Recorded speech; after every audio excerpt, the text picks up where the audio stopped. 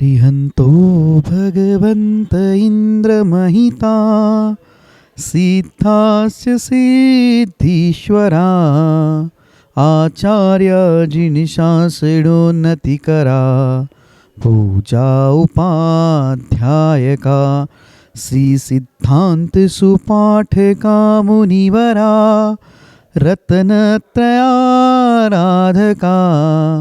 पंचेते परमेष्टिना प्रतिदिनं कुर्वन्तु ते मंगलम।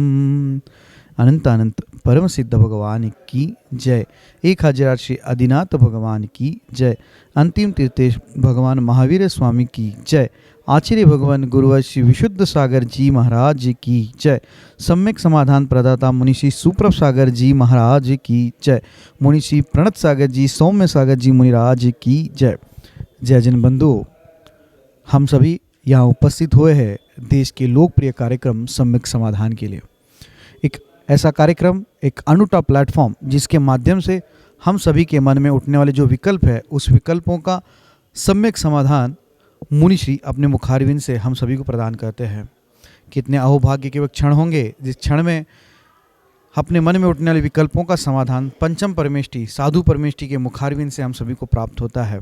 अगर आप इस कार्यक्रम से जुड़ना चाहते हो या कार्यक्रम के माध्यम से अपने मन में उठने वाले विकल्पों का समाधान चाहते हो तो कार्यक्रम में नीचे जो पट्टी पे स्क्रॉल पे या फ्लिप पे जो हमारे नंबर चल रहे हैं, हमारे ईमेल आईडी है, उसके माध्यम से आप अपना विकल्प हम तक पहुंचा सकते हैं। उस विकल्पों को एकत्रित करके मुनिषी तक पहुंचाया जाएगा। वो मुनिषी के मुखारविंद से हम सभी लोग सम्यक समाधान प्राप्त करेंगे। सम्यक समाधान के माध्यम से आप अपने विकल्पों का समाधान प्राप्त कर ही सकते हैं एवं उस विकल्प के कारण अन्य लोगों के मन में जो विकल्प है उसके विकल्पों का भी समाधान हम सभी प्राप्त कर सकते हैं। तो आप जल्द से जल्द अपने मन में उठने वाले विकल्पों को हम तक पहुंचाएं और हम सभी लोग उस विकल्प का सम्यक समाधान मुनिषी के मुखारविंद से प्राप्त करेंगे। मुनिषी के चरणों में नमोस्तु करते हुए आज के उस कार्यक्रम को, लोकप्रिय कार्यक्रम की शुरुआत करते हैं। मुनिषी प्रणत सागर जी महाराज से निवेदन करते हैं कि हे स्वामी, आज के कार्यक्रम को गति प्रदान करते हुए संचालित करें।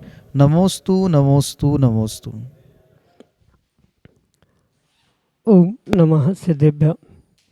नमो नमः सत्हितंकराय वीराय भव्याम्बुजभास्कराय अनंतलोकाय सुरार्चिताय देवादिदेवाय नमो जिनाय देवादिदेवाय नमो जिनाय। पंच परमेष्टि भगवान की जय। परम पूज्य आचार्य भगवंत गुरुवर विशुद्ध सागर जी महाराज की जय। परम पूज्य मुनिश्री सुप्रभ सागर जी महाराज की जय।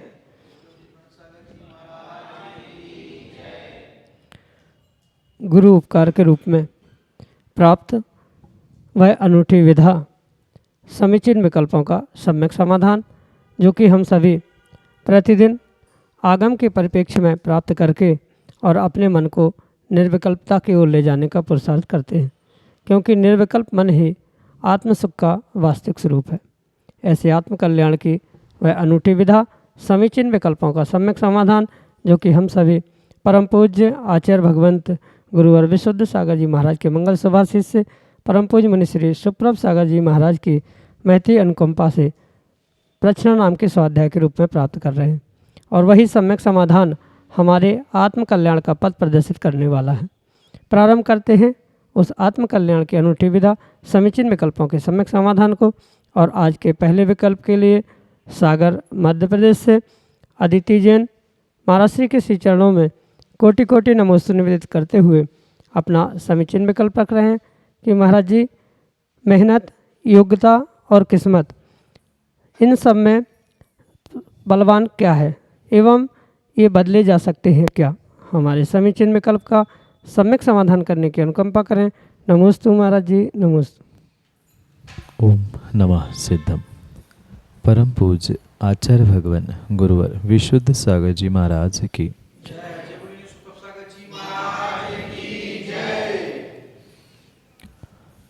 मेहनत, किस्मत और काबिलियत, इनमें हमें शब्दों के अर्थों के अनुसार अंतर करते हुए उनकी विशेषताओं को समझने की आवश्यकता है।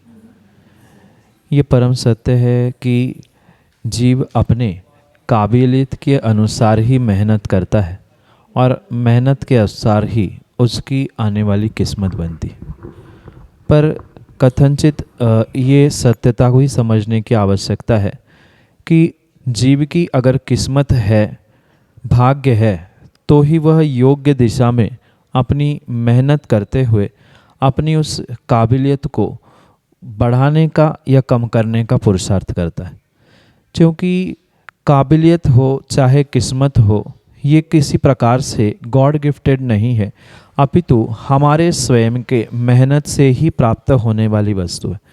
भले ही वर्तमान में हमारी मेहनत हमें समझ में नहीं आए, हमारी किस्मत, हमारी काबिलियत भी हमें समझ में नहीं आए, पर ये वास्तविकता है कि जो किस्मत और काबिलियत होती है वह जीव अपने पूर्व कर्मों के नियोग से, पूर्व पर्याय के नियोग से जो उसने मेहनत की है, उस मेहनत के अनुसार ही वर्तमान में काबिलियत प्राप्त करता है और उसी अनुसार ही वह भविष्य के लिए किस्मत भी प्राप्त करता है। क्योंकि ये भाग्य रूपी जो किस्मत और काबिलियत हुआ करती है वह कहीं न कहीं जीव के स्वयं के वर्तमान के नहीं, भविष्य के नहीं, अपितु भूत के उस पुरुषार्थ जिसे सामान्य भाषा में मेहनत कहा जाता है, उसके अनुसार ही बनती है और बिगड़ती है। अधिकांश जीवों का ये सोचना होता है कि हमारी किस्मत किसी भगवान के द्वारा या किसी व्यक्ति के द्वारा बनाई गई है और जैसी बनाई गई है वैसा ही कार्य होगा। सर्वथा किस्मत के अनुसार ही मेहनत नहीं होती और सर्वथा मेहनत के अनुसार ही किस्मत बने, ये भी ज़रूरी नहीं है। दोनों एक दूसरे के लिए पूर्ण रूप से पूरक हुआ करते हैं। कभी किस्मत भारी होती है तो कभी मेहनत भारी होती है, और उस किस्मत और मेहनत उन दोनों पर ही व्यक्ति की व्यक्तिगत रूप से काबिलियत तय की जा सकती है। वह कितनी शक्ति से मेहनत करता है, किसको कितना वज़न देता है, यानी कौन से मेहनत को, कौन से पुरुषार्थ को किस दिशा में किस प्रकार से समझते हुए कैसा वह पुरुषार्थ करता है, कैसी वह मेहनत करता है, यही तो उसकी किस्मत है और यही तो उसकी काबिलियत है। और उस किस्मत और काबिलियत को लेकर ही जीव पूर्ण रूप से मेहनत करता है और मेहनत का फल ही उसे किस्मत के रूप में भविष्य में मिलता है। भले ही शब्दों में समझने में व्यक्ति भूल कर सकता है, पर तीनों में बहुत अंतर हुआ करता है। किस्मत के अनुसार मेहनत नहीं, अपितु मेहनत के अनुसार भी जीव किस्मत को बदल सकता है। ऐसे भी देखने में आता है और कई सारे स्थानों में भी आपने सुना होगा, देखा होगा कि बहुत सारे लोग अपने हाथों की रेखाओं को, कुंडली, ज्योतिष आदि को दिखाते हुए अपनी किस्मत आदि को खोजने का प्रयास करते, पर जिनकी कुंडली ही नहीं बनी है या जिनके हाथों पे रेखा ही नहीं, जिनके हाथ ही नहीं है, तो क्या इनकी किस्मत नहीं होती? वो भी तो मेहनत करते हुए अपनी किस्मत और अपनी काबिलियत से बहुत कुछ प्राप्त कर सकते। इसलिए मैं तो कहता हूँ, और काबिलियत और किस्मत इन तीनों में भी अगर श्रेष्ठतम कोई है तो वह मेहनत है। मेहनत के माध्यम से आप अपनी काबिलियत को भी बदल सकते हैं, आप अपनी किस्मत को भी बदल सकते हैं, पर आवश्यकता उस मेहनत को सही दिशा, सही समय, सही प्रकार देने की है। तभी वह आपका सही प्रकार से किया हुआ पुरुषार्थ, सही प्रकार से की गई मेहनत आपके लिए किस्मत और काबिलियत में वृद्धिंगत, यानी काबिलियत में बढ़ोतरी करने के लिए निमित्त बन सकती है। या विपरीत दिशा में, विपरीत प्रकार से, विपरीत स्थानों पे आपने अगर मेहनत की है तो आपकी किस्मत भी आपसे रूठ सकती है, आपकी काबिलियत भी आपसे कम हो सकती है। इसलिए इन सभी का तालमेल बनाते हुए ही व्यक्ति को जीवन में अपने उस लक्ष्य को निर्धारित करने की आवश्यकता है। मैं पुनः इस बात को दोहराना चाहता हूँ, लक्ष्य की प्राप्ति मात्र काबिलियत और किस्मत के भरोसे नहीं हो सकती। लक्ष्य की प्राप्ति मात्र और मात्र व्यक्ति को अपने स्वयं के योग्य पुरुषार्थ के अनुसार, जिसे मेहनत कहा जाता है, उससे ही प्राप्त करने की आवश्यकता है। भले ही किस्मत कितनी ही रूठी हो, भले ही काबिलियत हमारे पास नहीं है, पर आप सतत सतत सतत सतत पुरुषार्थ करेंगे, मेहनत करेंगे, सही दिशा का मेहनत, सही समय पे की गई मेहनत कभी न कभी आपके जीवन में अवश्य ही रंग लाती है, जो कि आने वाले समय के लिए किस्मत और आपके काबिलियत को भी बदलने की शक्ति रखती है। इसलिए सर्वश्रेष्ठ इस संसार में अगर कोई है तो व्यक्ति की, जीव की स्वयं की मेहनत ही है, अन्य कुछ नहीं। यही आपके लिए सम्यक समाधान। चौरई मध्य प्रदेश से अरविंद गंगवाल महाराज जी के चरणों में बारंबार नमोस्तु निवेदित करते हुए अपना समीचीन प्रश्न रख रहे हैं कि महाराज जी, हम अभिषेक शांति धारा करने के बाद कर सकते हैं क्या? हमारे समीचीन विकल्प का सम्यक समाधान करने की अनुकंपा करें। नमोस्तु महाराज जी, नमोस्तु। सम्यक समाधान के माध्यम से कई बार मैं इस बात को दोहरा चुका हूँ कि पूजन पाठ, अभिषेक, शांति धारा आदि ये प्रत्येक कार्य श्रावक को अपनी भावों की विशुद्धि के लिए ही करने की आवश्यकता है। जहाँ भावों की विशुद्धि नहीं बनती है वह क्रिया किसी भी प्रकार से करना उचित नहीं हो सकता। श्रावकों के लिए दान, पूजा आदि ये जितने भी कार्य कहे हैं, ये कर्मों की निर्जरा के लिए, भावों की विशुद्धि के लिए कहे होने से उन क्रियाओं में अगर उलझकर जीव अपनी परिणाम, परिणति और परस्पर के प्रेम वात्सल्य को नष्ट करते हुए कर्म बंध की व्यवस्था बनाता है तो वह किसी भी प्रकार से उचित, योग्य होता ही नहीं। कहने का अभिप्राय इतना ही है कि भगवान के अभिषेक को शांति धारा के पहले, बाद में किस प्रकार से करना, अर्घ्य चढ़ाना आदि को लेकर बहुत सारे स्थानों पर ओहापोह होता है, लड़ाइयाँ होती है कि आपने बाद में कैसा अभिषेक किया, अर्घ्य चढ़ाने के बाद कैसे शांति धारा, अनेक प्रकार की परंपराएं अनेक स्थानों में देखने में आती है। ये जितनी भी परंपराएं वर्तमान में दिख रही है, ये सभी परंपराएं तात्कालिक है, क्योंकि भिन्न भिन्न समय में भिन्न भिन्न प्रकार की अभिषेक, पूजन पाठ, शांतिदार आदि की विधियाँ समाज में प्रस्तुत की जाती है। पूर्व काल में कुछ भिन्न अभिषेक पाठों के अनुसार क्रियाएं होती थी, जहां अभिषेक पूर्ण होने के बाद, शांतिधारा होने के बाद पुनः चतुष्कलश से, चारों दिशाओं के कलशों से अभिषेक होता था, कई सुगंधारा होती थी। अनेक प्रकार की विधियां इन आगम में अभिषेक, शांतिधारा, पूजन आदि के निमित्त से प्राप्त होती। इसलिए माना कि किसी व्यक्ति ने शांतिधारा के उपरांत अभिषेक भी किया है तो आगम के परिपेक्ष में उसमें किसी भी प्रकार से कोई दोष नहीं है। ये तो तात्कालिक समाज की, किसी वेदी की, किसी मंदिर की व्यवस्था हो सकती है कि अभिषेक शांतिधारा के पूर्व ही होना चाहिए, अर्घ्य चढ़ाने के पहले ही होना चाहिए। ये मात्र तात्कालिक सामाजिक व्यवस्था है, किसी प्रकार से आगम की व्यवस्था है ही नहीं है। आगम में तो ये भावों की विशुद्धि के लिए कही हुई क्रिया होने से जीवों को भावों की विशुद्धि पर जोर देते हुए इन क्रियाओं को दोहराने का या इन क्रियाओं को पुनः करने की आवश्यकता को समझने की बहुत अनिवार्यता है।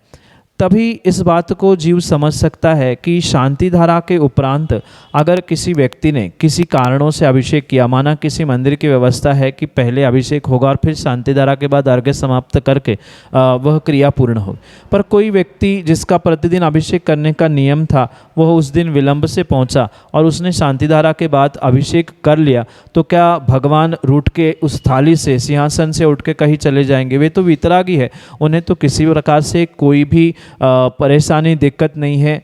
श्रावक अपनी भावों की विशुद्धि के लिए विवेकपूर्वक क्रिया करने की आवश्यकता हुआ करती है। इसलिए अगर व्यवस्था भले ही समाज की तात्कालिक ऐसी बनी है, पर फिर भी अगर कोई व्यक्ति बाहर से अचानक आया, किसी कारण से देर से पहुंचा, तो उसने अगर शांति धारा के बाद में भी अभिषेक किया है तो कोई भी किसी भी प्रकार से उसमें दोष नहीं है। पर अगर ऐसी व्यवस्था किसी मंदिर वेदी में बनाई है तो जान के उस व्यवस्था को तोड़ना, रोज़ विलंब से पहुंचना या किसी कारणों से लड़ाई करने के अभिप्राय से या उनकी व्यवस्था बिगाड़ने के अभिप्राय से देर से पहुंचना और अभिषेक करना, ये उचित नहीं है। वहाँ की व्यवस्था वो जैसी मंदिर की चल रही है वो ठीक है, पर क्वचित कदाचित कोई बाद में भी आकर करता है तो उससे किसी प्रकार से कोई पाप नहीं लगता, भगवान नाराज़ नहीं होते, कोई कर्मबंध दोष भी नहीं लगता। इसलिए अगर व्यवस्था वैसी कुछ नहीं है और ऐसा किसी को अन्य को विकल्प उत्पन्न ना हो तो कोई भी आगम के परिप्रेक्ष्य में उसे बाद में अभिषेक करने में, अर्घ्य आदि चढ़ाने के बाद भी अभिषेक करने में कोई दोष नहीं है। यही आपके लिए सम्यक समाधान। प्रज्वल कड़मकर बासिम महाराष्ट्र से अगले समीचीन विकल्प के लिए। कोई कोई मुनि राजों को आहार के समय चंदवा की आवश्यकता नहीं होती। अगर किसी के घर चंदवा लगा हो तो वे आहार नहीं लेते या चंदवा निकालने के लिए कहते हैं, तो यहाँ करना उचित है? नमोस्तु महाराज जी, नमोस्तु। आगम के परिप्रेक्ष्य में आहार के समय में चंदवा होना आवश्यक नहीं अपितु अनिवार्य है, क्योंकि मात्र मुनिराजों के लिए ही नहीं अपितु आगम में पूर्वाचार्यों ने श्रावकों के लिए भी 7 स्थानों पर चंदवा बांधने की व्यवस्था का वर्णन किया है। जैसे श्रावक या मुनिराज जहाँ निद्रा लेते हैं, विश्राम करते हैं, सोते हैं, उस स्थान पर जहाँ श्रावक घर में भोजन बनाता है, पानी रखता है आदि, उन 7 स्थानों पर श्रावकों के लिए भी चंदवा बांधना अनिवार्य कहा है। और ये भी शायद आपने देखा होगा, सुना होगा कि जहाँ सच्चे देवशास्त्र गुरु विराजमान होते हैं वहाँ भी एक सम्मान के रूप में वह चंदवा अवश्य ही बांधा जाता है। चाहे मंदिर हो, चाहे अन्य कहीं भी जहाँ अभिषेक आदि होता है, वहाँ भी आपने इस क्रिया को अवश्य ही देखा होगा। तो ये परम आवश्यक बात समझने की आवश्यकता है कि आगम में जब इसका विधान है तो उसको उसी प्रकार से क्रियान्वित करने की भी आवश्यकता हुआ करती। वर्तमान में जो ये विपरीतताएं दिख रही है, किन्हीं मुनिराजों को चंदवा के साथ ही आहार होता है, किन्हीं मुनिराजों का चंदवा के अभाव में भी आहार होता है, ये तर्क देते हुए कि वर्तमान में पक्के मकान बने हैं तो इसके लिए चंदवा आदि की आवश्यकता नहीं होती, पुराने समय में पक्के मकान नहीं थे तब चंदवा लगता था। ये किसी प्रकार से उचित तर्क नहीं है, ये तर्काभास ही है। क्योंकि अगर ऐसा कहा जाए कि मात्र कच्चे मकानों में ही चंदवा लगाने की व्यवस्था होती थी, तो ये तर्कसंगत इसलिए नहीं है क्योंकि चक्रवर्ती आदि जितने महाराज पूर्व समय में हुए थे, जिनके घरों में मुनिराजों के और तीर्थंकरों के आहार हुए थे, उनके मकान क्या कच्चे खपरेल के मिट्टी के थे? किसी भी प्रकार से नहीं। अगर 84 खंड का उस चक्रवर्ती का महल होता है तो उस 84 खंड के महल में स्वाभाविक रूप से वे भी मकान पक्के ही बने होंगे, पर फिर भी उस काल में वे चंदवा लगाते हुए ही मुनिराजों के आहार आदि को कराने का पुरुषार्थ करते थे। इसलिए ये तर्क भी किसी प्रकार से उचित नहीं होता कि कच्चे मकानों में ही चंदवा होना चाहिए। मात्र सुरक्षा के लिए ही नहीं, उन जीवों के घात, हिंसा आदि से बचाते हुए मुनिराजों के अंतरायों को भी टालने के लिए ये पुरुषार्थ श्रावकों को करने की आवश्यकता। माना कि चाहे कच्चा मकान हो, पक्का मकान हो, कैसा ही मकान हो, ऊपर से चलने वाली चींटी मकड़ी अचानक से चलते चलते मुनिराज आहार कर रहे थे, उनके अंजलि में आके गिर गई तो स्वाभाविक रूप से उनका अंतराय हो गया।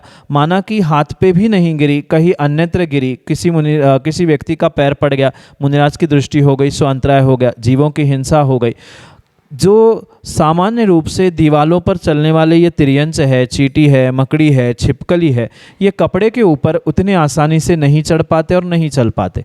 इसलिए इसी कारण से आगम प्रमाण से इन वस्त्रों को, जो कि बहुत व्यवस्थित प्रकार से मोटे कपड़े के द्वारा साइज आदि के प्रमाण से व्यवस्थित जो होता है, वही चंदवा के रूप में मुनिराजों की आहारचर्या, भोजन बनाना आदि स्थानों में लगाने की आगम के परिप्रेक्ष्य में आवश्यकता है। साथ में ये भी बात समझने की आवश्यकता है कि जैसे किसी श्रावक का विवाह होता है, उस शादी विवाह संबंध में भी जब वह बेटा या वर किसी वधू को लेने के लिए पहुंचता है, उस समय भी एक नया कपड़ा या सुंदर कपड़े के नीचे उस वर को वधू के पास ले जाया जाता है वरमाला आदि के क्रियाओं के समय। जब उस क्रियाओं में सम्मान के रूप में उस एक बालक को, उस युवा को, उस वर को वधू के पास ले जाया जाता है, संसार की वधू से वरण होते समय जब सम्मान का प्रतीक उस वस्त्र को तान कर ले जाया जाता है, तो उसी प्रकार जो निर्ग्रंथ मुनिराज है वे भी मुक्ति वधु को प्राप्त करने वाले हैं। उनके सम्मान के रूप में भी ये चंदवा आदि लगाना आवश्यक नहीं अपितु अनिवार्य होता है। कौन क्या कर रहा है, कौन क्या नहीं करना है, ये उनका विषय भिन्न हो सकता है।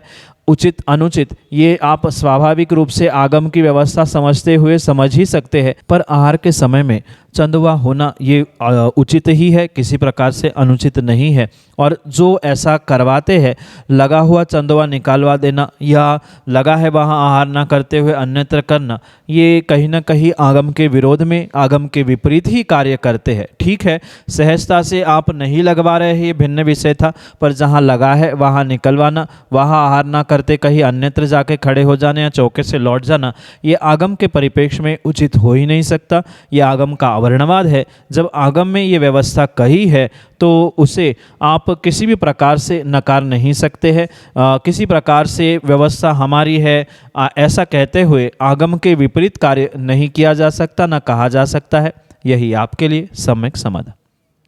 स्वप्निल जैन, छिंदवाड़ा, मध्य प्रदेश से अगले समीचीन विकल्प के लिए हमारे सामने।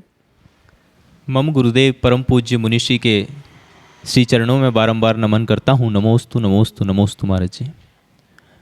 महाराज जी, मेरी एक सम्यक जिज्ञासा है जिसका आप समाधान करें। आज देखने में आता है जैन धर्म में बहुत सारे घटक हैं और प्रत्येक घटकों के अपने विद्वान हैं, और सभी विद्वान ये भली भांति जानते हैं कि नमोकार पढ़ने वाला श्रावक, प्रत्येक श्रावक निश्चित तौर पर भव्य जीव है। फिर भी इन विद्वानों में आपस में ये विवाद क्यों होता है कि कौन सबसे ज़्यादा या सर्वश्रेष्ठ शुद्ध जैनी है या कौन शुद्ध जैनी नहीं है? कृपया सम्यक समाधान करें।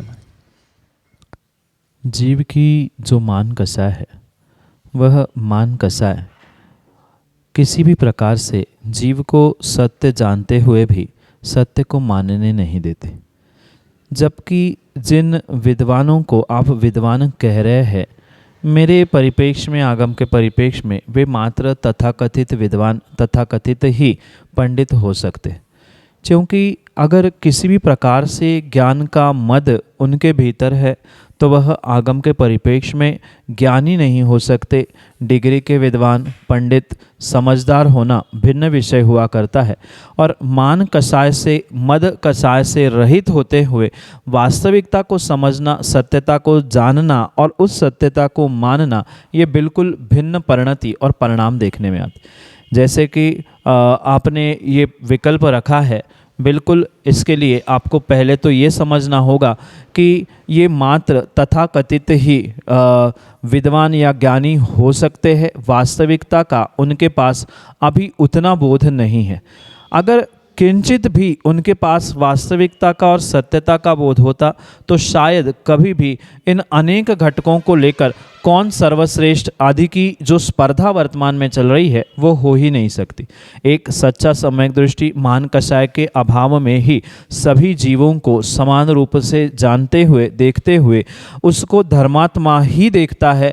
धर्मात्मा में कौन छोटा, कौन बड़ा, कौन कैसा, किसी भी प्रकार से नहीं देखता। अगर कोई व्यक्ति इस प्रकार से पहचान करना चाहता है कि अमुक जाति का ये घटक है, अमुक प्रकार का ये व्यक्ति है, ये गरीब है, ये पैसे वाला है, किसी भी प्रकार से अगर उसके भीतर भेदभाव है तो वह मात्र और मात्र अभी धर्म से कोसों दूर तथाकथित ज्ञानी या तथाकथित ही विद्वान हो सकता है।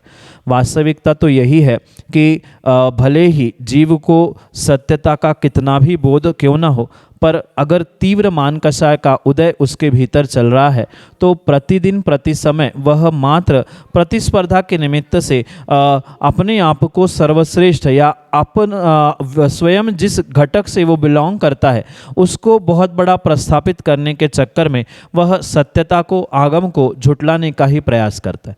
ये भी बात साथ में ध्यान रखे कि नमोकार मंत्र पढ़ने वाला हर व्यक्ति, हर जीव, छोटा बड़ा, पूर्ण रूप से भव्य हो ये ज़रूरी भले ही नहीं है, पर फिर भी ये अवश्य हुआ करता है कि अगर वह श्रद्धा से नमोकार को जप रहा है, पढ़ रहा है, तो वो तो भव्य हो सकता है। क्योंकि जैसे तथाकथित विद्वानों की ही मैं बात कह रहा हूँ, उन्होंने जब तक सत्यता को माना ही नहीं है तब तक उनका नमोकार पढ़ना ही कार्यकारी नहीं है।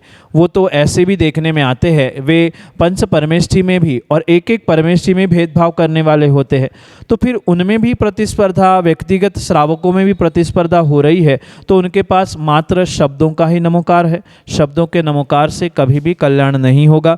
नमोकार के साथ उस नमोकार पर श्रद्धान, नमोकार के पंच परमेष्ठी पर श्रद्धान, और मात्र सच्चे देवशास्त्र गुरु पंच परमेष्ठी नहीं अपितु उनके प्रत्येक भक्तों के प्रति जो कि आयतन के रूप में स्वीकार है, उसे भी एक धर्मात्मा मानते हुए उन पे भी श्रद्धा होना आवश्यक होती। क्योंकि आगम में 6 प्रकार के आयतन बताए हैं सच्चे देवशास्त्र गुरु और उनके मानने वाले। अगर उनके मानने वाले भक्तों के प्रति आपका श्रद्धा समर्पण नहीं है तो किसी भी प्रकार से आप सम्यक दृष्टि नहीं हो सकते। तथाकथित नमोकार को पढ़ लेना, तथाकथित उन ज्ञान की बातों को करना, सुनना, सुनाना, ये भिन्न विषय होता है और जीवन में उतारना भिन्न विषय होता है। इन सब के पीछे का कारण मात्र और मात्र जीव की तीव्र मान कषाय का ही कारण है। और मान कषाय के लिए अगर कोई कारण होता है या किसी कषाय के लिए कारण होता है तो उसका नाम है मोहनीय कर्म, चाहे दर्शन मोहनी हो चाहे चारित्र मोहनी हो। अगर क्रिया में वह विषय नहीं आ पा रहा है तो वह चारित्र मोहनी के निमित्त से, और श्रद्धा में नहीं आ पा रहा है तो दर्शन मोहनी के कारण से। इसलिए मोहनी कर्म के निमित्त से जो जीव के कसायिक परिणाम हो रहे हैं, रागद्वेष परिणाम हो रहे हैं, उसी के निमित्त से ये जीव विपरीतता को प्राप्त होते हुए सत्यता को जानते हुए सत्यता को मान नहीं पाता। नमोकार मंत्र को मात्र पढ़ना इतना ही कार्यकारी नहीं है। पूर्ण रूप से कल्याण आत्मा का करने के लिए कथनचित आज नहीं तो कल अगर नमोकार पढ़ने वाला भी उस पर भविष्य में भी श्रद्धा करेगा तो वह भव्य बनते हुए अपने आत्मा का कल्याण कर सकता है।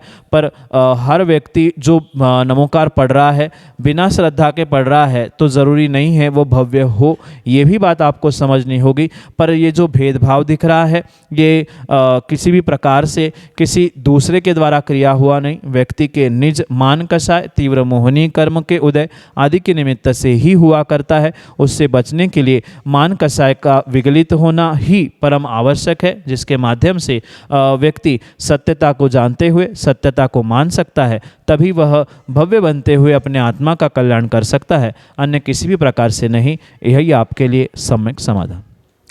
जय जन बंधु, हम सभी लाभ ले रहे थे लोकप्रिय कार्यक्रम सम्यक समाधान का।